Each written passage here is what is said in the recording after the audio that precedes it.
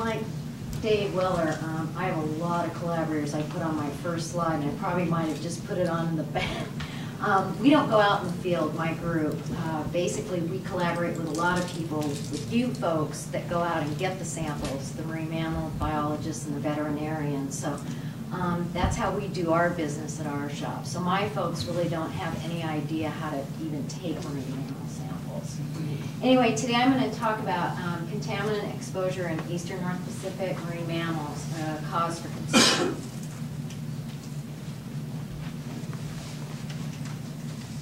So why determine contaminants in marine mammals?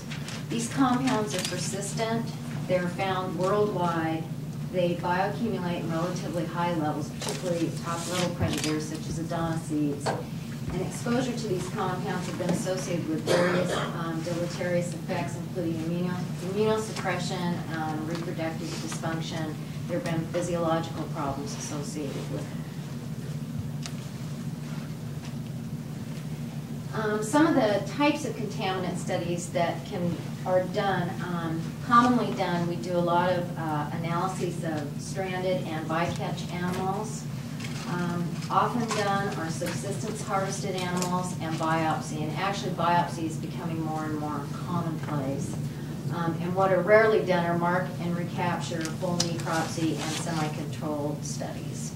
So today I'm going to talk about eastern North Pacific killer whales, and most of those resulted from biopsied animals, so they're presumably healthy. And then I'm also going to talk about the role of organochlorines in cancer of California sea lions, and those are from stranded animals. Here's my Chemistry 101 on chemical contaminants. Frequently measured contaminants are industrial compounds such as PCBs, chlorinated pesticides such as DDTs, Dildren, Mirex, toxic metals. I won't be talking about toxic metals today. I'm going to really focus on persistent organic pollutants. The other commonly found contaminant class that are frequently measured in environmental samples, but not necessarily marine mammals, are polycyclic aromatic hydrocarbons that are associated with oil spills as well as pyrogenic sources such as burning fossil fuels. They're not commonly measured in marine mammals. Vertebrates have a tendency to be able to metabolize those compounds quite readily, and how we measure them in fish is that we have to kill the fish and get the bile out of the gallbladder, and you're not going to do that for marine mammals. So if they come in stranded and somebody can get the bile, then we do look at the pH metabolites in the bile, but in general that's not done. I wanted to bring your attention to some of the new contaminants of concern. These include brominated flame retardants such as the polybrominated diphenyl ethers. These are added to, the PBDEs are added to things such as electronic components, upholstery. It's found in styrofoam, and they're not covalently bound to anything, and so what happens with time is things start falling apart. They just start becoming you find them in the air associated with dust, etc. Also, perfluorooctane sulfonic acid, maybe you've heard PFAS.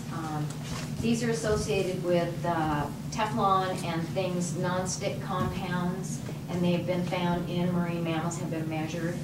And another group of compounds that are becoming more and more, you're seeing more and more in the literature, are pharmaceuticals and personal care products. And I know that triclosan has been measured in, I think, bottlenose dolphin from the East Coast, but you find very little on these contaminant levels in marine mammals. So they'll be up and coming.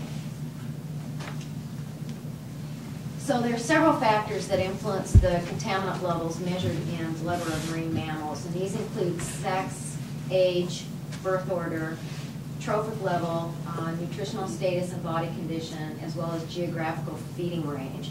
As John said, in California, some of the highest DDT levels measured worldwide are found in animals that feed off the California coast. So that's always a sign in my lab. They don't even know what the samples are. They're just given a number, and they know immediately, oh, it's probably California sea lion by the DDT levels. So.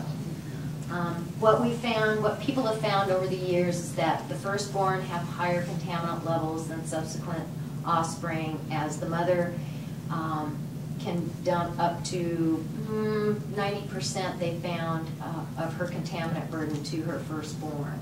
As far as sex and age, adult males have the highest contaminant levels compared to adult females, and that's because the females dump their burden to their young during gestation and lactation. And nutritional status, body condition is important also for these lipophilic type contaminants. So I'm going to go over some data that we have on eastern North Pacific killer whales. And this first figure is showing trophic as well as geographical differences in contaminant levels. And again, these are biopsy eastern North Pacific killer whales. These are adult males.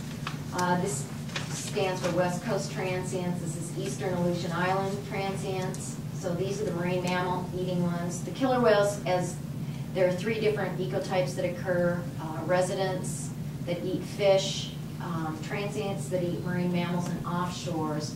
Not as much is known about them, but presumably they feed on fish.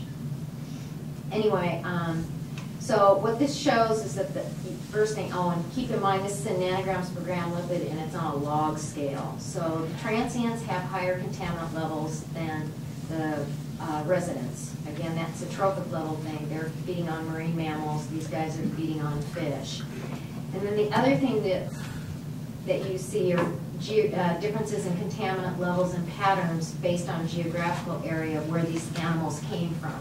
So the West Coast transients, even though this doesn't look like a big difference, it is. The DDTs are quite high compared to the PCBs. Normally we find ratios of some of DDTs to PCBs for California animals at least above 3 in most cases. And that's what this is showing here. And the levels are higher than they are for the Eastern Aleutian Islands. That's not a surprise. These guys are feed in more coastal areas up and down the West Coast. The contiguous Washington, Oregon, British Columbia, California. These guys are up in all the Aleutian Islands feeding. So not as many contaminants up there. However, some of those contaminants are found and probably come from Asia.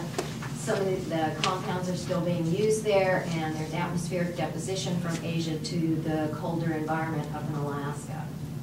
As far as the fish-eating killer whales, the southern residents that occur in Puget Sound and British Columbia have higher contaminant levels than the Gulf of Alaska, Eastern Aleutian Island, and Central Aleutian Island animals.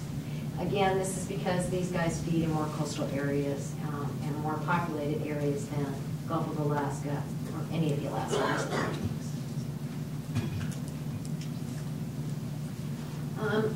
Here I'm showing the southern resident killer whales age versus PCB levels. And it's what you would expect. The males are the solid symbols, and with increasing age you get increasing PCB concentrations. With females, once they hit reproductive age, then they start around here, they start dumping their contaminant levels, and then as their calving intervals become less and less, you can start seeing the increase in contaminant levels again because they have no way of offloading. We see similar trend with DDTs. However, for PDEs, we don't see this trend. One of the newest findings we found with the southern resident killer whales is that the juveniles have the highest levels of these compounds compared to the adults. We're not really sure why this is. It may be that the juveniles do not have the metabolic capacity to metabolize these compounds as readily as adults do, but it also may be due to the fact that these adults are bigger animals and they haven't been exposed. These compounds have been used fairly heavily for the past 20 to 30 years, and these are much older animals, and so it may be just that it's more dilute in their blubber in comparison to the young guys.